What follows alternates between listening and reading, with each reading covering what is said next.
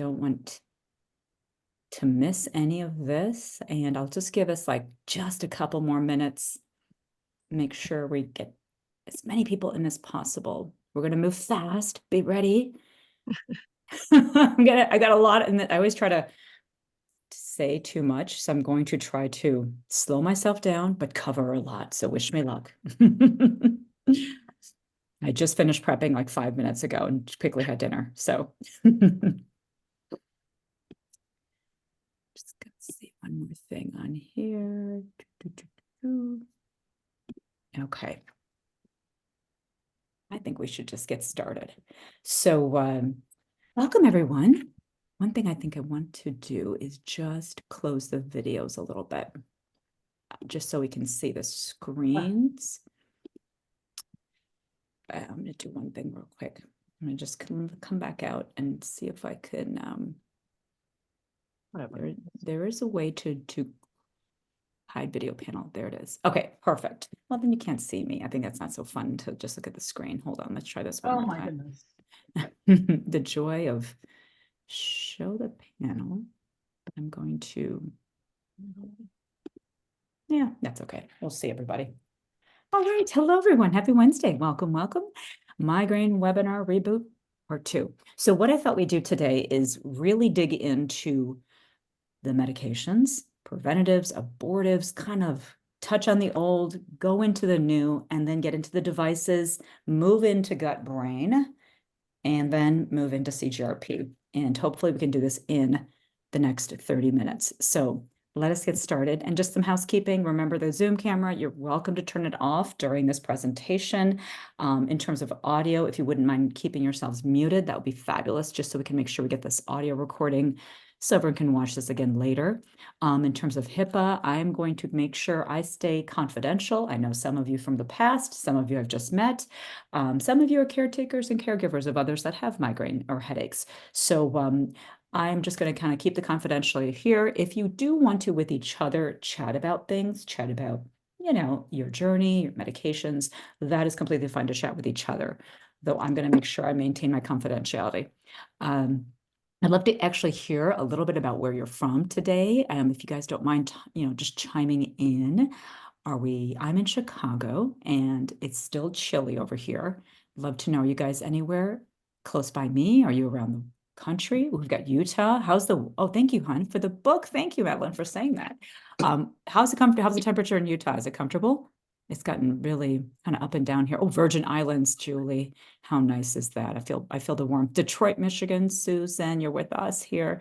New Jersey, Atlanta, Georgia, Vancouver. Oh, we've got San Ramon, California. I love it. Nice, diverse group of people here today. San Jose, welcome, welcome, all of you.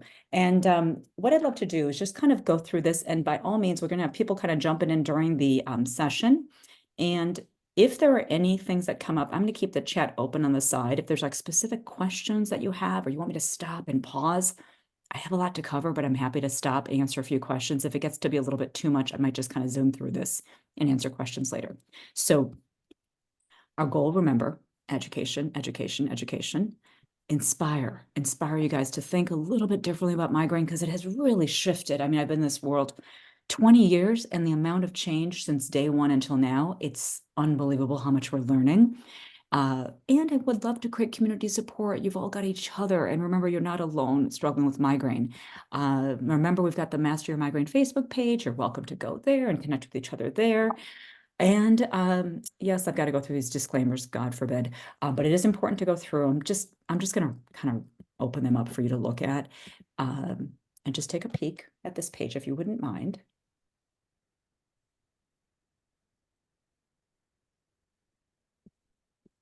And then this page. Slow and fast.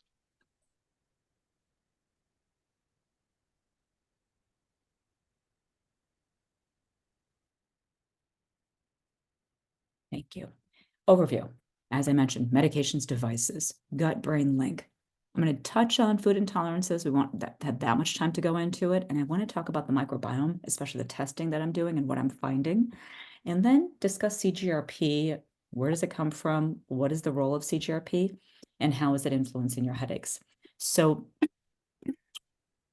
what I'm going to do is I'm going to turn off my camera so you can see the pictures here. So what's really important with migraine is that, you know, it is evolved in terms of our understanding of it. Yet what's really interesting is we've gotten so clear in terms of why things worked in the past, and yet why maybe they didn't fully embrace the attack of pain. And for some of you who have been in the journey of migraine and tried different approaches, you may have noticed that, years past, you've tried meds that didn't work, and these newer products are working more effectively. And I'm not sure if anyone's actually shown you the visual. So if you're looking at this picture, take a peek on the right. And on the right side is the actual neuron, that little circular kind of gray area. In the very middle of that is the blood vessel. That kind of white area in the middle is the blood vessel, where there's B, the letter B. So this blood vessel is the blood vessel, the meningeal blood vessel that surrounds the brain. There are all these meningeal blood vessels. They lie on top of the dura mater, the matter of the brain, and they're there basically to allow us to increase our flow to the brain when we need flow. And as you can imagine, during an attack of migraine, what happens is the blood vessels get bigger. There's what we call vasodilation of the blood vessel, okay? That blood vessel, as it increases in size, there's this interesting interaction it has with the nerve ending that wraps around the blood vessel. So as the blood vessel is increasing in size, the nerve ending is getting excited, and then there's a release of these neuroinflammatory peptides, okay? Now, some will actually believe that it's the brainstem, the actual hypothalamus, that triggers these trigeminal nerve endings to get activated, releasing that peptide, CGRP, which then activates and dilates the blood vessels. So it's interesting. We used to believe the blood vessels were kind of increasing on their own. Now we're seeing the nervous system is activating the blood vessels. And what is it activating? The release of CGRP.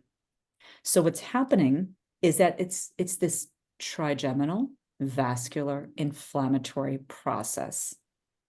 So when you're thinking about migraine, the reason why it's tricky for a lot of even my physician friends that are taking care of migraine to understand how to approach migraine, it's not just an issue with the blood vessels becoming bigger. It's not just an issue of CGRP being released.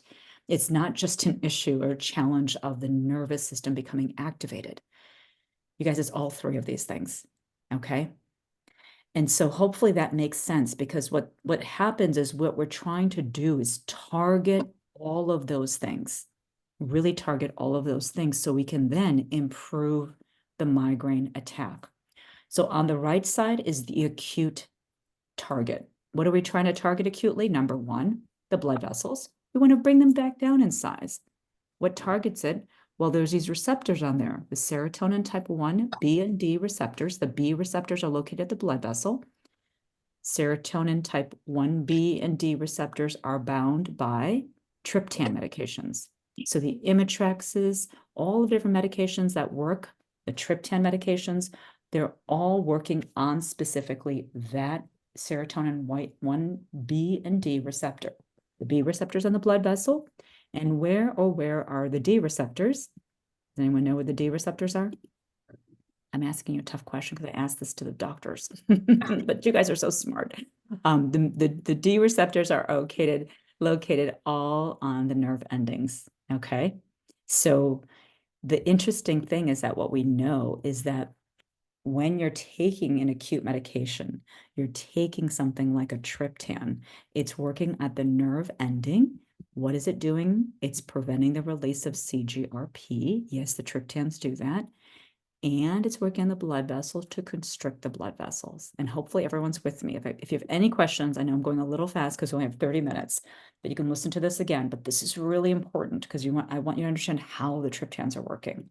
So they work on those receptors, they reduce the size of the blood vessel, they reduce the release of CGRP, and that's why we have so many of them. We've got Relpax, we've got Imitrex, we've got Zomig, you've got, Elatriptan, good old Relpax Exert, Almotriptan. There's so many different types of these triptans, because what they've done is they've changed the formulation of them. Some of them are short-acting, some of them are long-acting, some of them bind to the B receptors more than the D receptors. I mean, we can go on and on about how these all work, and I've been in multiple discussions about understanding how these all work differently.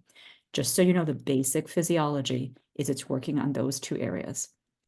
Now let's move over to the left side, the preventative medications. What happens when you take a preventative medication, and what's the goal of preventative medications? Or I should even say natural agents, or, even doing some breath work or doing some yoga. What happens is the biggest picture here is reducing that CGRP at the nerve ending, but doing that by quieting down the brain, reducing the actual excitability of the brain.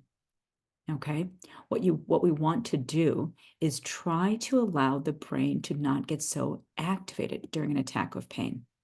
And the reason we want the brain to stay quiet is because it is, like I mentioned earlier, the hypothalamus, that little part of the brain that's activating the trigeminal, that activates then the blood vessel. So when you hear me talk about preventatives and how preventatives work, keep in mind they're working on the left side to decrease what we know as central sensitization. Central sensitization is activating the brainstem, activating that central part of the brain, which then activates the trigeminal nerves and then changes the blood vessels that surround your brain, which then are linked to releasing that CGRP. So remember, in the migraine attack, what ends up happening is that in the very, very early piece, remember the prodrome we talked about last week? And we discussed that idea that the hypothalamus is starting to kind of notice that there's danger signal being sent in because maybe you haven't slept enough, maybe you didn't eat enough food that day, maybe you had a lot of stress that day. What ends up happening is the hypothalamus says danger. The hypothalamus then starts to activate the branches of the trigeminal. And it's that early phase that we're trying to quiet down when one takes a preventative medication. Okay. And I'll talk about the preventatives in a minute to kind of hear about how they all work. And if we catch the migraine before it starts to manifest, we can actually prevent the entire attack.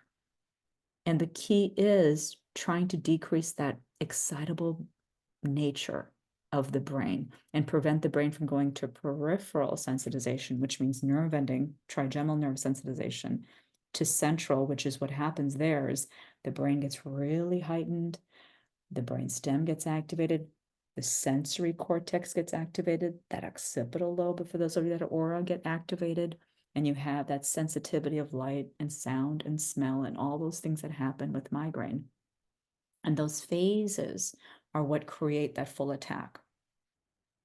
So to summarize it again, abortively, acute meds work on mainly CGRP, the nerve ending, serotonin type 1D receptor at the nerve ending, the blood vessel, the serotonin type 1B receptor at the blood vessel, and they're really working in that area. Preventatives work on the brainstem and work on the part of the brain that's creating that central sensitization and that activation of the brain. And what they do is they change your migraine threshold.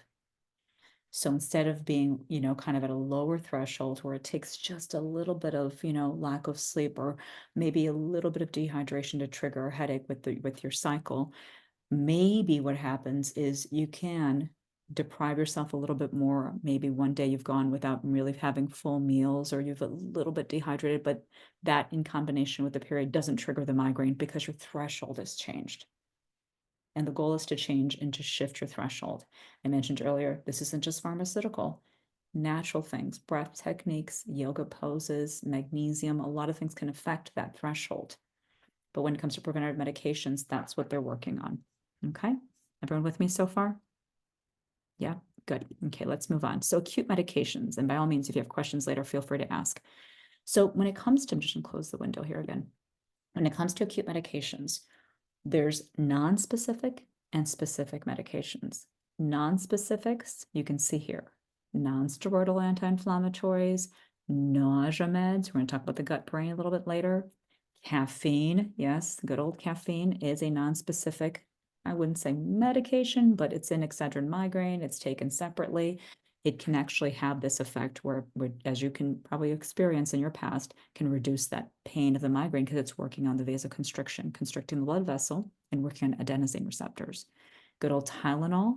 The belief is it's working a little bit more on norepinephrine and the ascending pain kind of reduction pathways. Opiates and barbiturates, not a big fan of those, though in the past, those were used quite a bit to quiet down the pain. How about more specific medications? Oh, before we get there, let's jump into the non-specific non-medications. Have any of you tried these things? Love to hear peppermint, lavender, essential oils, nutrients like magnesium, B2. Have you used any breath techniques? Yoga pose is one of my favorites, legs up the wall. It tells the brain that you're not in danger, which is really nice to hear. Herbal supplements, amino acids, there's so many different things that actually can work. You have to just kind of get really clear on what specifically you're treating. I always look at the entire system as a whole, and it's important to know, are we working very specific pathways? Are we looking big picture? But all of these in different ways can really help. How about the more specific things now that are pharmaceutical? And neurofeedback, yes. Neurofeedback is interesting and great question, Madeline. I think that neurofeedback is one of these things that kind of goes into the category of changing your brain threshold. And what we find neurofeedback doing, if it's done in the right way, I've had some individuals where, depending on their condition, sometimes the neurofeedback didn't have as much of an effect. And we can talk about why when if we have some time at the end. Some, if they experienced a reduction, it was because their threshold shifted. They were able to not find themselves as triggerable to external stimuli. So yes, it can work. DHE and triptans, the difference between the two, DHE, if you've heard about this, I'm sure you have with their ergots like Migranal nasal spray. IV DHE is given in the hospitals quite a bit during an acute cycle. The DHE is working on more the veins than they are the blood vessels that are like the or surrounding the brain themselves. DHE doesn't have as much of that cardiovascular risk, but it is something that's important to check your, of course, always check an EKG if it's been given IV. And the thing about DHE is it's working on multiple receptors, serotonin, norepinephrine, dopamine, many receptors. Triptans, I just described how those work, and the really big differences are, with DHE, you're going to get more likely if you take it, nasally, you'll probably notice that you got some rhinitis, some like running of the nose, maybe you got nausea with it. And then the triptans, most of them pretty well tolerated, but the main thing is that cardiac risk is there. And if, for some, they get that chest throat tightness, that's not usually cardiac, it's more esophageal. The biggest concern about triptans, my friends, is this rebound effect that I've seen when individuals take, I've seen it as, as low as 4 max salt a month, repeatedly done. I've seen it as low as 2 Imitrex injections a month. I had this patient for 10 years. I had no idea. She was taking 2 Imitrex injections a month when she started seeing me. And it took quite a long time for us to figure out that the Imitrex was that one thing that was getting in the way of her getting better. And to be honest with you, she went and saw another doctor, and the doctor said, "Get off the Imitrex. I think you're in rebound."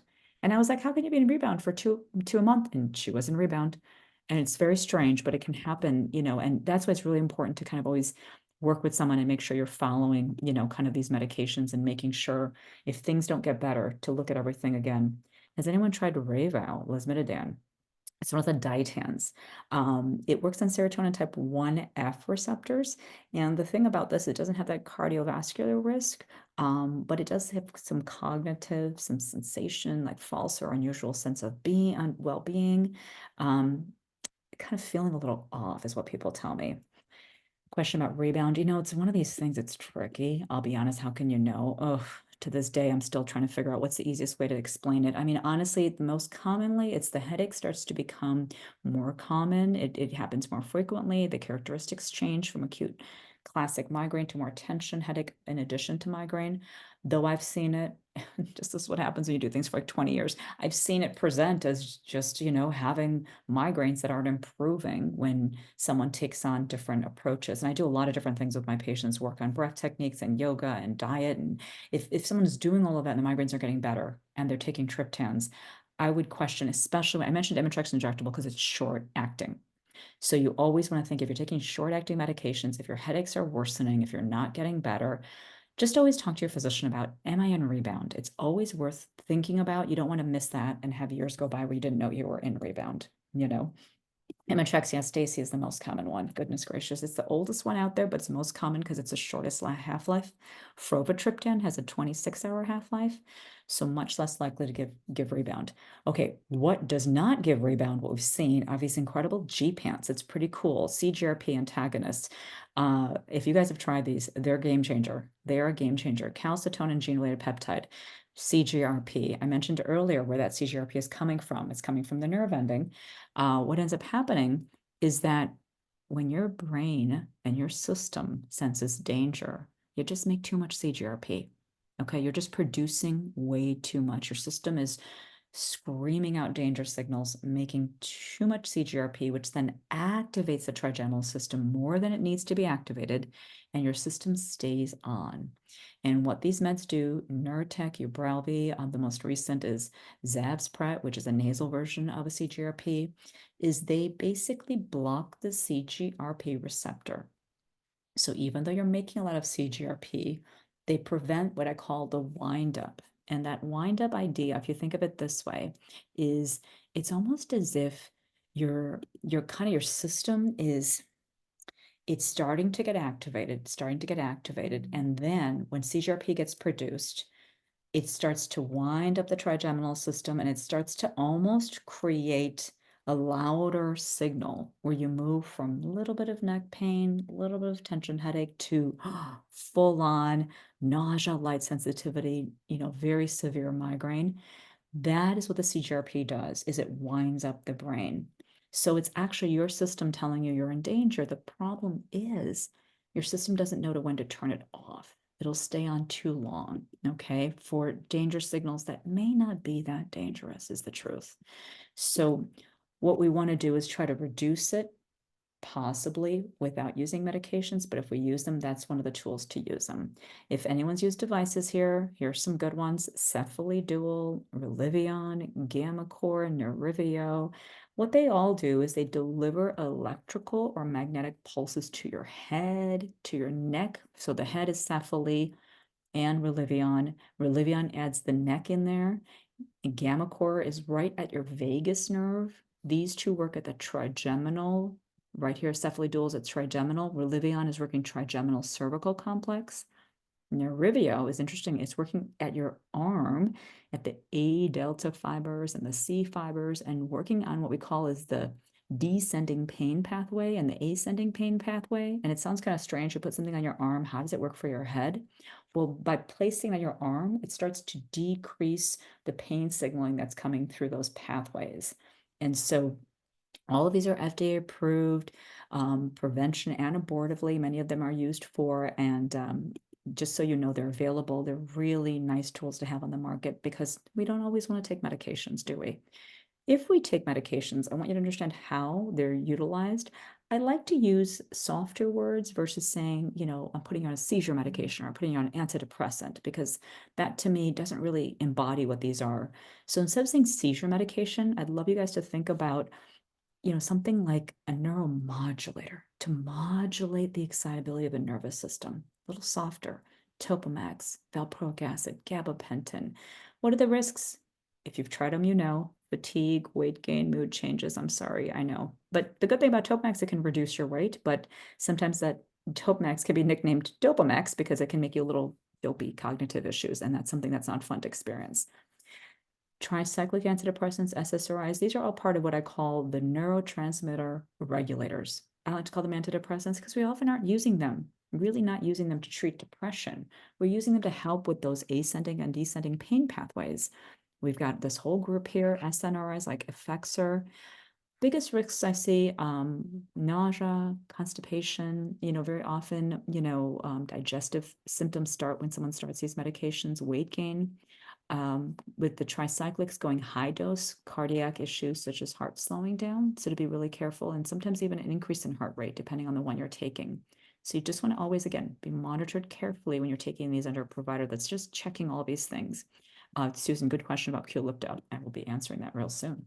Another preventative kind of category are the blood vessel regulators. And remember, we talked earlier about those blood vessels changing in size, getting bigger and smaller. Well, what ends up happening is these medications, some of my favorites are Inderal, Atacand, which is candesartan, verapamil, used a lot for cluster headache. What these medications do is they regulate, often some of them serotonin, others calcium channels. They work in different ways to really regulate that excitability of the blood vessel itself.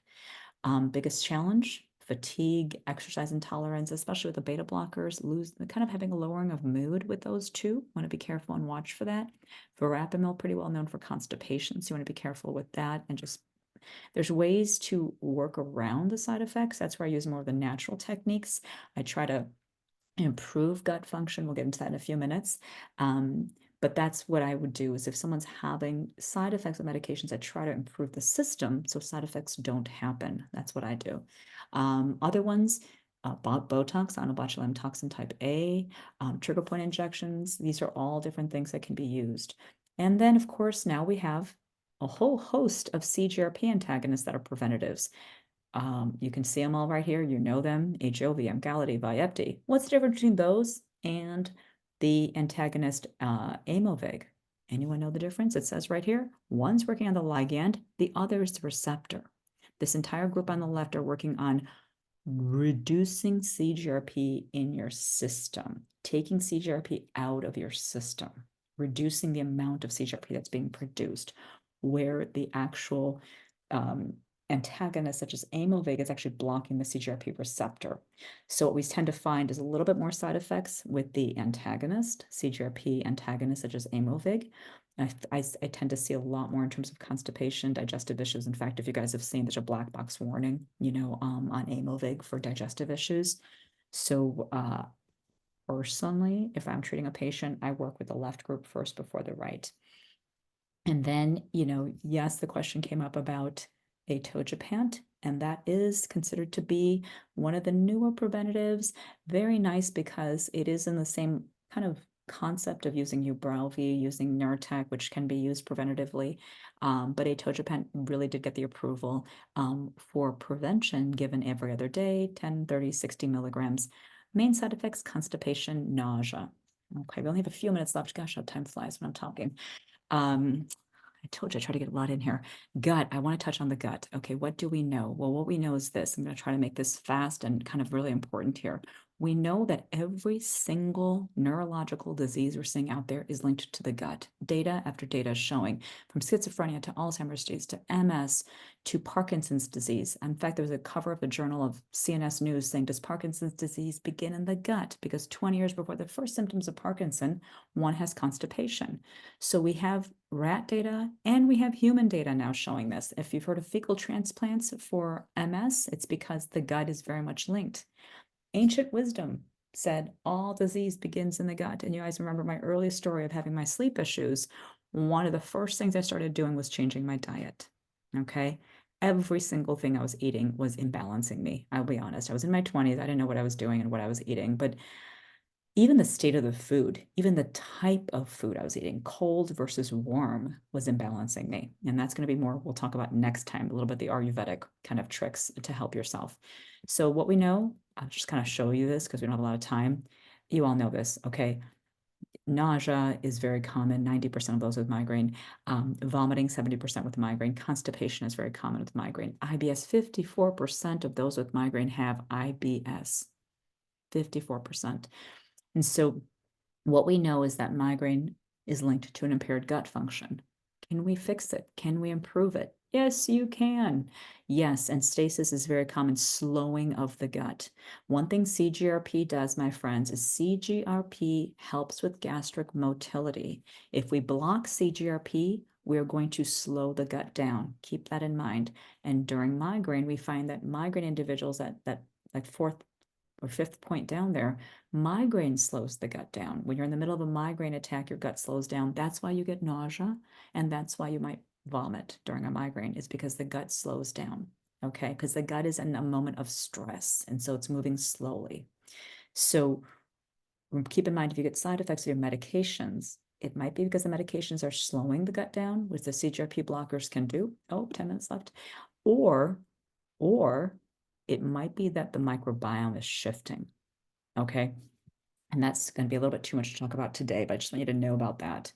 So I only have a couple more slides and we have about 9.5 minutes. I'm going to go a little bit over the 30 minutes, but I think these things are just really important to go over. So what happens is this: on the left-hand side is a healthy gut. On the right side is what we call the leaky gut. And the healthy gut looks like this. Your healthy gut, there's this beautiful epithelial layer where we call, these are tight junctions. And what's a tight junction? The tight junction is like each cell is really close and tight to each other, and there's no room for anything to move between the cells because these tight junctions keep the epithelial boundary really nice and tight.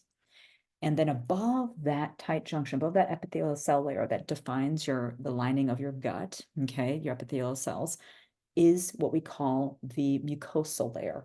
That's almost like you think of soil, and the soil is carrying the plants, which are your microbiome. So for the flowers to grow, the microbiome to grow, it needs that mucosal, that thick mucosal layer. That mucosal layer is providing protection between your epithelial layer and the bugs, not necessarily your microbiome, but those things floating around above it. If you look at that picture on the left, you got all these things floating around. What's that? Those are all the things you've taken in. What have you taken in? Well, even me breathing. What am I doing when I'm breathing? I'm inhaling in potentially a virus. If I sat next to someone who just coughed, and then where does that go? It goes to the back of my throat, and then, oh gosh, it makes its way down to my gut. So even inhalation and breath can bring in a pathogen. That's why COVID starts in the nose. We did the nasal swabs for COVID, right? And COVID was tested at the colleges looking at fecal matter. Yes, I know it sounds gross, but that's how they tested it. They would look at the fecal matter that was of the dorms, and they found was COVID present in the dorm. And that's how these bugs make their way in. So yes, pathogens can come in that way. They can come in from what you eat. They can come in from food that contains bacteria, if you've had any kind of food poisoning. If you have foods that are like carrying even a processed, a high sugar, all these things can affect and bring in what's considered toxin to your gut. So we want to keep that far away from this. If you look at the very bottom, that's your inner world, because the gut is protecting you from the rest of your system. That's why the gut is considered the origin of disease, because the gut is actually kind of your barrier. All those things from the world are coming inside here, and they better not make their way in the body unless you want them to go there. So if the gut starts to get leaky, the first thing that happens is you start to lose those tight junctions. And that has to do with your diversity of the healthy bacteria dropping. And when I do microbiome testing, I've actually seen diversity has reduced in a lot of patients with migraine. It's kind of a universal finding.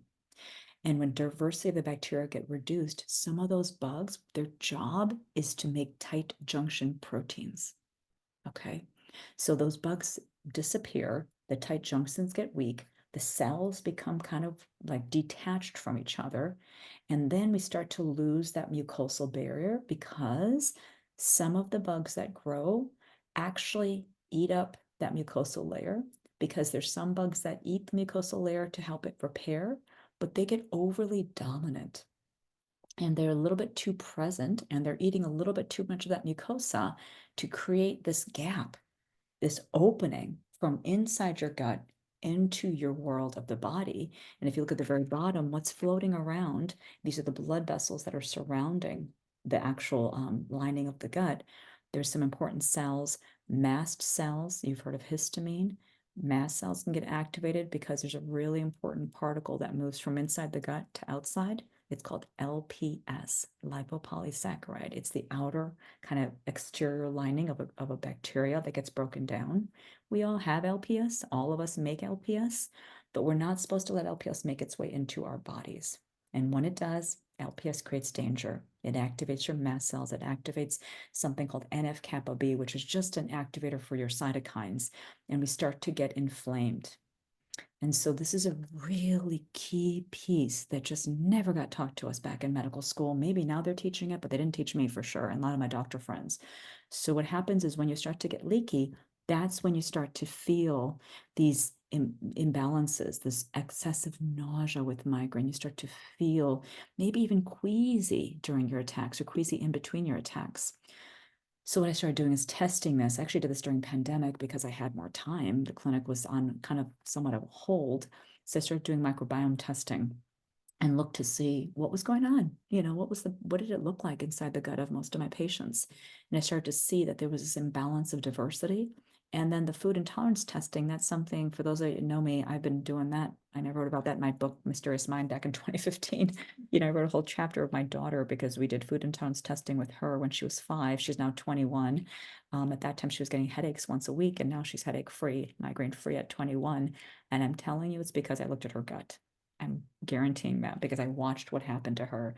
And a lot of it was, this is my report, I have a dairy, a casein issue. You can see cherries are not really friends with me. And then egg yolks are 2+ reactions. So you can actually start to see whether or not you have intolerances. And this testing now, the KBM testing, just started adding leaky gut panels. So you can actually start to see if you have leaky gut, which is really cool to look at because now we have some data points. So does anyone know, where does CGRP made? We only have a couple minutes. So we know this. We know it's made up in kind of activating the brain, so it's got to be made up here, right? So yes, it is created in the trigeminal vascular system, made in those cell bodies, right? That kind of activate the trigeminal nerve and kind of winds up the brain. Talked about that earlier. But go figure, CGRP, I'm just going to close my video here. There's 2 types. There's alpha and beta CGRP. Alpha CGRP is the most abundant form of CGRP found in the body. This is one most of us talk about. It's primarily in the sensitized neurons, the ones that we're talking about that activate the peripheral trigeminal nerve and the central brainstem, that give you that pain perception, that heightened pain perception, change the blood vessel size and give you that inflammation. We just talked about that earlier. This is the piece that most providers I know don't talk about, is this, that CGRP is also made in the gut. It's expressed in the gut. There's a beta CGRP, and it's very similar to the alpha CGRP. It's mainly expressed in the enteric nervous system within the gut. That's a network of neurons that the enteric nervous system it's its own vast collection of neurons that are within the gut. They actually control the gut. The enteric nervous system dictates your gut motility. It helps you feel your sensations, the feeling, the gut intuition comes from the enteric nervous system, which I call the second brain. And when someone has side effects from the CGRP blockers, it's because the CGRP in the gut, those receptors are being blocked, and the beta CGRP is being produced there. It cannot do its work. And the thing about CGRP is it's really important for what we call gastric motility, to keep your gut moving. So keep in mind CGRP, when we're talking about CGRP in brain and activating the neuron, we've got beta, we've got alpha, and very often the belief system is, according to Eastern medicine, is that your gut, when it gets too excited, winds up, makes excessive CGRP, and that there's probably a role with the CGRP in the gut activating the CGRP in the head. So there's this actual direct relationship between the health of your microbiome, the health of your gut, and your likelihood of getting migraines. We're starting to put all this together, that it's not just up here, the CGRP is kind of being activated and really triggering your migraine. We believe the gut is playing a role in the migraine happening in the head. Does that make sense for you all? Because I think it's really interesting to kind of see this connection. And this is why the ancients said, all disease begins in the gut, right? Thanks, Julie. I really appreciate it. I think it's fascinating to kind of see it, because if you can start to understand that, and most importantly, my friends, start to take care of your gut health and take it really seriously. I can't even tell you, if there's anything you're going to do. Next talk, we'll talk a little bit more about stress and mind, because I want to go there. It's really important to hear about what I call the 3-brain model.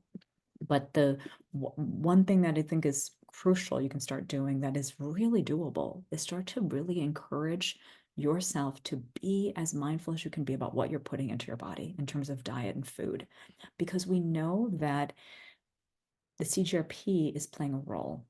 I'm going to skip this slide because we kind of went through some of this. Oh, I want to share this. This is so interesting and so uplifting. This just happened this week. There's a patient that said, I want to thank you, particularly Dr. G, for the terrific care. I'm pleased to say I'm I think I'm completely recovered from the concussion and the post-concussive headaches,